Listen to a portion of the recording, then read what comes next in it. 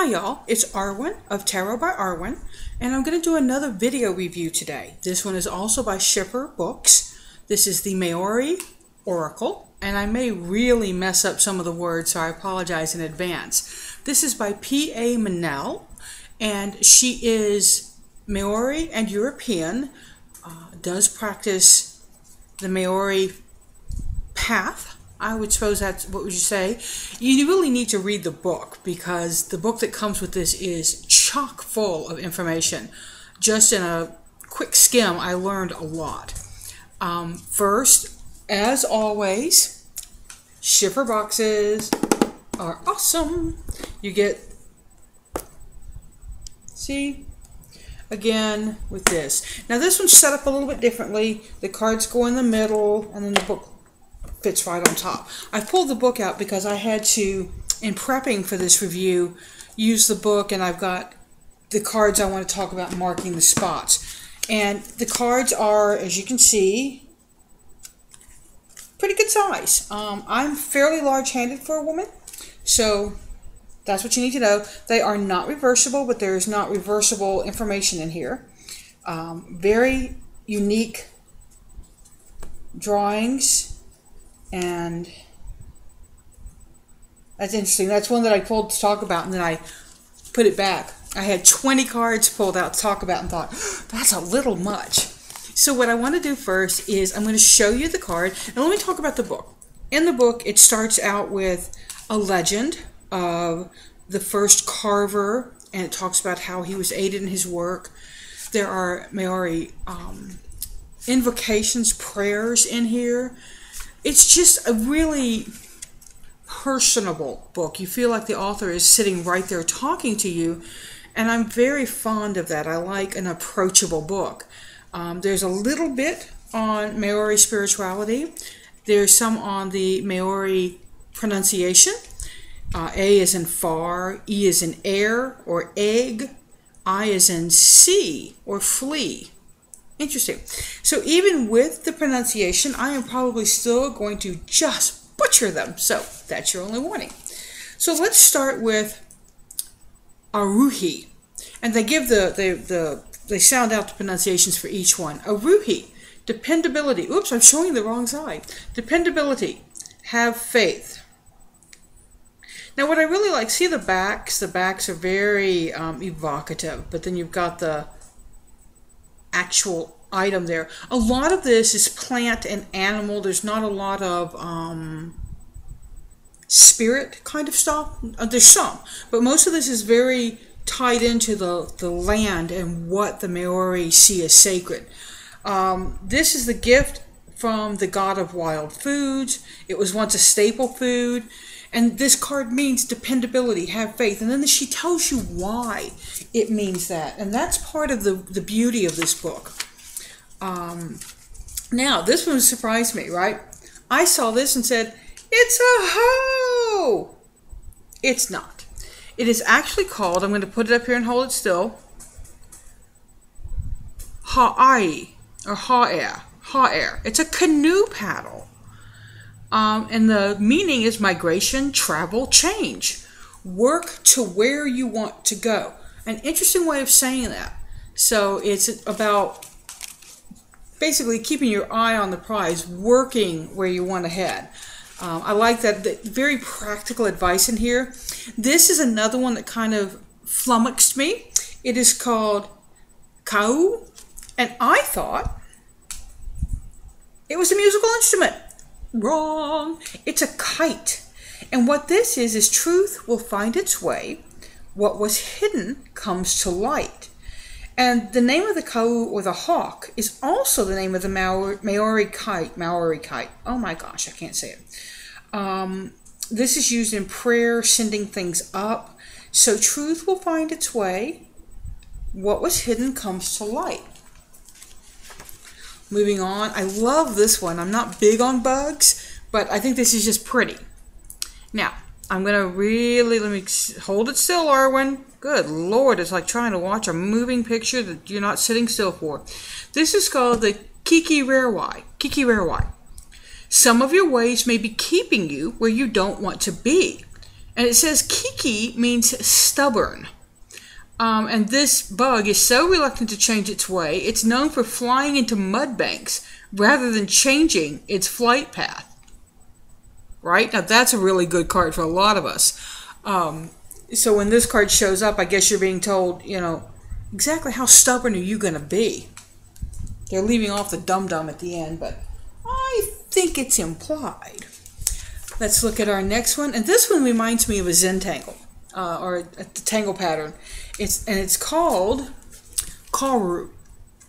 Kuru is, again, trying to hold it still so you can see it. It's a fern sprout. It's exactly what it looks like, right? But its meaning is family, security. Life is precious. Nurture it in every way. This is actually a symbol of family. It represents the preciousness of children, cycles of life. And you can see that in the inherent way the fern is curled. You can see the idea of a mother or a father holding the child, or a pregnant woman and having the child, you know, nurturing in her womb.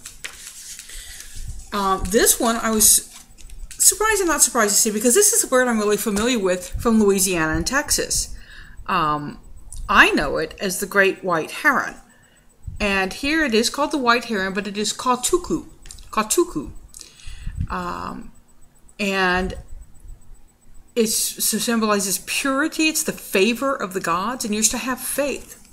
I'm going to pause a minute and talk that P.A. Minnell talks about the way to do a reading, and there's a shuffling, and then you cut into 3 piles, and she says that how you cut isn't important, but which basket you draw from is, because one basket is physical, one basket is family.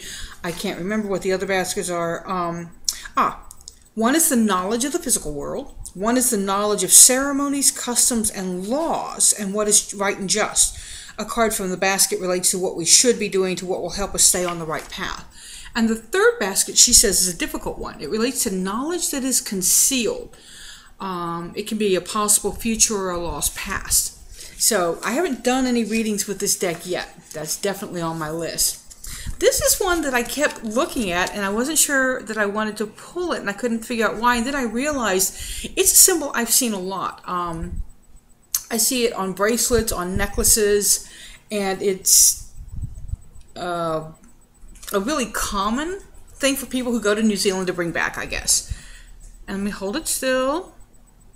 Oop, am I holding it still enough? And this is called Lynch-Poe. And it's a fishhook. Opportunity born of determination. With diligence and patience, you will benefit. So, a good fisherman knows that you catch any type of fish, you need to fish with the right bait in the particular place at the right time. So, opportunity born of determination, yeah, that's being in the right place at the right time because you know it's the right place. Now, Maori is the talisman of life. It stands for abundance and fertility. All has its purpose and all is connected. Now, this is a divine life energy that connects everything. It's very sacred from what I'm reading here. And I really like that card. It makes me happy, and I don't really know why, but it just does. This one I pulled intentionally because I like whales. It reminded me of a movie I've seen called Whale Rider, which was a beautiful, beautiful movie about a young Maori girl. And this is Pakeki or Pakaki, I believe. And it is whale. It's friendship. Seek the comfort of friends. And this talks about how strong the bonds of friendship between man and whale have always been within the Maori tribes. So in reading with this deck, you're going to find that two things. I think you're going to have to kind of take yourself out of your Western mindset and move into a mindset that's more pagan in terms of the field of the land, of being connected to the world and being a part of the world rather than apart from the world. And so I think for me, that's what this oracle really seems to say. I've just chatted briefly with P.A. Minnell on Facebook. She's very sweet, very friendly. Haven't finished the cards. This one is Pai. Now, I always thought it was called Poi, but Pai. And this is, it says Maori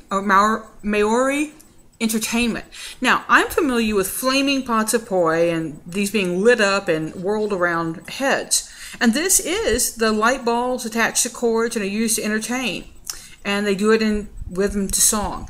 But the message of the card, a task taken too seriously becomes hard twice over.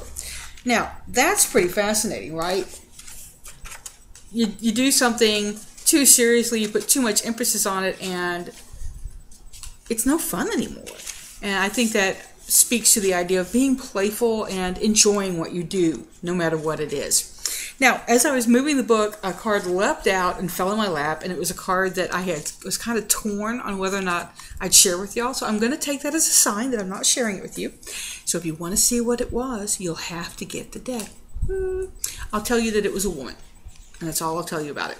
So the last card, I want to hold that so you can really see that nicely. It's called Uwenuku. Uwenuku. Of course, it's a rainbow. And the interesting message here, take care lest you lose that which is most dear to you. And it says Inuku, so this was a person, was a very powerful Ariki in ancient times. He fell in love with somebody. Oh, haven't we all heard that story? So apparently he lost the woman he loved, but because he was very faithful, the gods turned him into something beautiful that she'd be able to see. That's kind of, I skimmed the story, okay? This is the front of the book. The back is equally pretty. I'm seeing a Zentangle there. But I asked for this deck because it intrigued me. I thought, well, if I don't like it, you know, what am I going to do about it? But y'all, I really like this deck. It's very different. If you're a tarot reader or a Lenormand reader, you will have to step out of your normal, I know what I'm doing, zone and allow this oracle deck to work with you. I would suggest using it, excuse me, as P.A. Minnell suggests, doing the readings as she suggests. She does some, I think 2, maybe 3 sample readings in the beginning. And don't worry about pronunciation, unless you're sitting with somebody who is Maori, and then I'm sure they'll correct you. But get this deck and have some fun with it. I think it's a deck that anybody could have a really interesting time with. And maybe you're tired of reading with tarot. Maybe you want to do something that's a little different. This deck is definitely a little different. So, I'm Tarot. No, I'm not. I'm Arwen of Tarot by Arwen, and that's tarotbyarwen.com. You can find me online. I do readings by Skype, so if you like this interaction, I'll read for you and show you the cards. Woo, advertising. So, as always, seek joy, y'all, and find a good deck.